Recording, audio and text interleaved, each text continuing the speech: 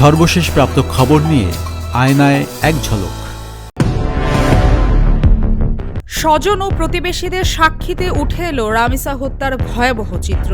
আদালতের সর্বোচ্চ শাস্তি দাবি করলেন বাবা মা। আদালতের বাইরে পুলিশ হেফাজতে থাকা আসামির কথা বলা ও তা প্রচার না করতে নির্দেশনা দিয়েছেন আদালত। বিচার প্রক্রিয়ার স্বচ্ছতা রক্ষা ও নিরাপত্তার স্বার্থে এই নির্দেশনা।